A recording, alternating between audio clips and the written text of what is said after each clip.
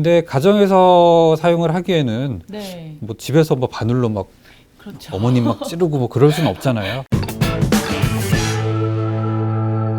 안녕하세요. 일상생활 속 궁금했던 건강 관련 팩트를 짚어보는 시간. 건강 팩트 체크의 조민정입니다. 오늘 함께할 교수님을 모셔봤는데요. 교수님 소개 한번 부탁드릴게요. 안녕하세요. 저는 강남 세브란스 병원 재활학과에서 근무하는 박중현 교수라고 합니다. 반갑습니다. 어떤 원리로 작용이 되나요? 원리 자체는 굉장히 간단합니다.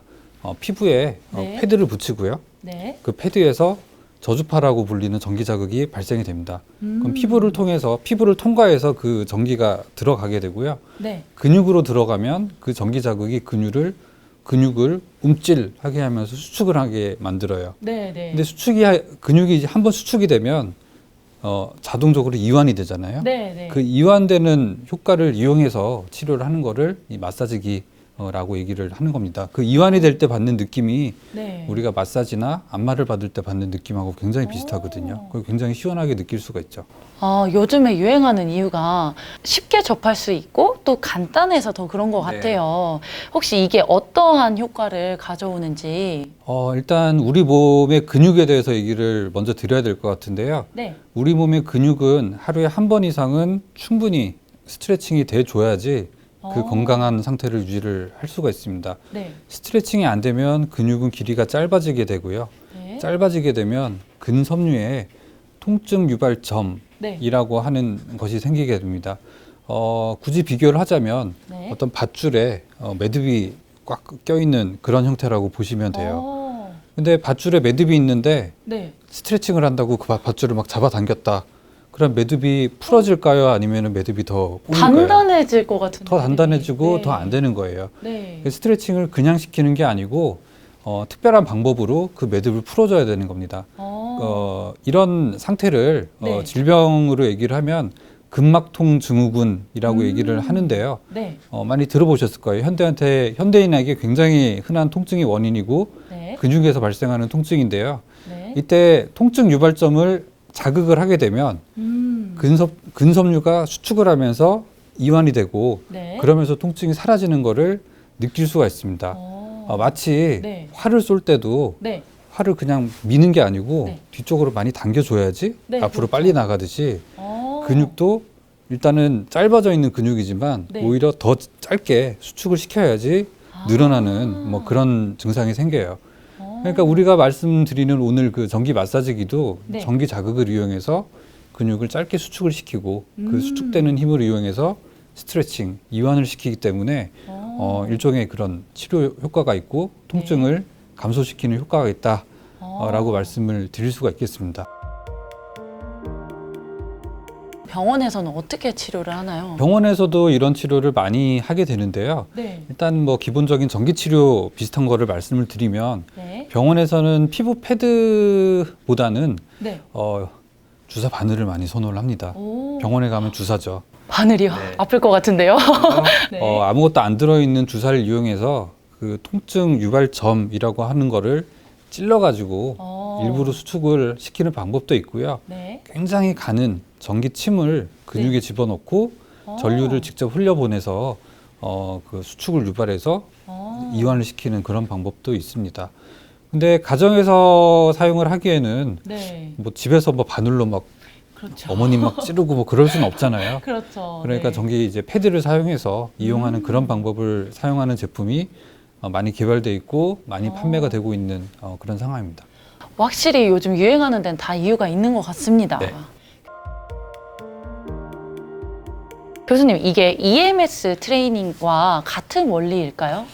EMS 트레이닝이라고 하는 방법도 요즘 굉장히 많이 유행을 하는 걸로 뭐 저도 그렇게 알고 있는데요. 네. 간단하게 말씀을 드리면 전기 마사지기는 통증을 위한 거, EMS 트레이닝은 근력 강화를 위한 거 이렇게 말씀을 드릴 수가 있어요. 치료와 운동 목적으로 이렇게 나뉘는 그렇죠. 거거든요. 통증을 위해서는 근육을 짧게만 수축을 시켜서 결국 이완을 시키면 되는 거고요. 네. 운동을 위해서는 근육이 네. 피로가 올 때까지 세게 자극을 할 필요가 있는 거죠.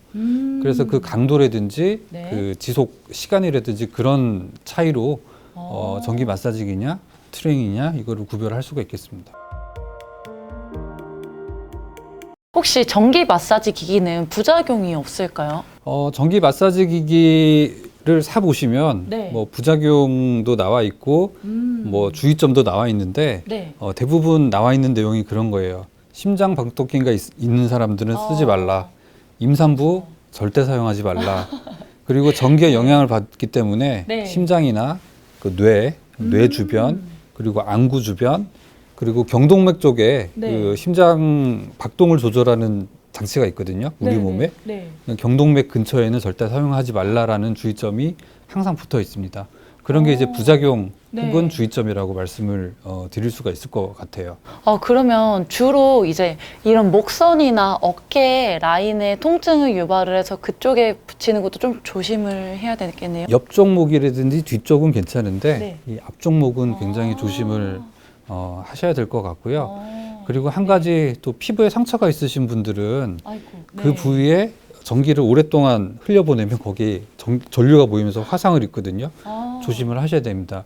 근데 그 상처라고 하는 게 뭐 특별히 상처가 아니고 네. 요즘 뭐 제모 같은 거 많이 하시잖아요. 네, 네, 그렇죠. 제모해도 이렇게 상처가 남기 때문에 그때 이제 패드 붙일 때 좀 주의를 하셔야 되고요. 네. 몸에 이제 물기가 많다든지 땀이 많은 상태에서 붙이게 되면 아무래도 전기가 통하는 구조이기 때문에 네, 네. 화상 위험성이 있으니까 뭐 조심을 해서 사용을 하셔라 아. 라고 말씀을 드려야 될 것 같습니다. 네, 교수님의 꿀팁이었습니다.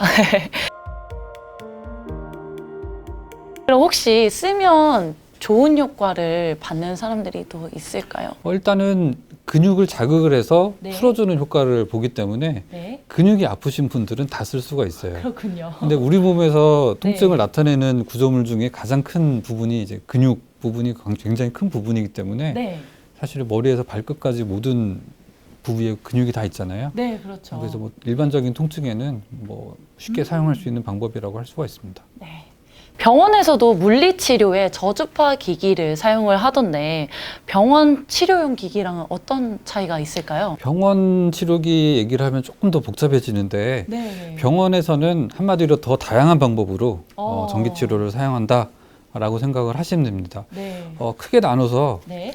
전기를 가지고 네. 감각신경을 작용하느냐 네. 아니면 운동신경을 자극하느냐 아니면 근육을 직접 자극하느냐에 따라서 분류를 또 하기도 하고요. 네. 아니면은 그 사용 목적에 따라서 통증을 조절하기 위한 거냐 아니면 운동 기능을 자극하기 위한 거냐에 따라서 이제 분류를 하기도 해요. 굉장히 많은. 그렇게 이제 제가 3개, 2개 분류를 하면 거의 6개 셀이 나오잖아요. 그렇군요. 그래서 이제 굉장히 많은 이제 분류가 되는데 네. 우리가 이제 아까 오늘 말씀드리고 있는 전기 마사지기는 네. 근육을 직접 자극하면서 네. 통증을 조절하는 그런 기전이라고 할 수 있고요. 네. 똑같은 해당이 되는 거는 아까 말씀드렸듯이 전기침을 근육에 꽂아가지고 네, 네. 전류를 흘려보내는 그런 방법이 같은 효과라고 볼 수가 있겠습니다. 아.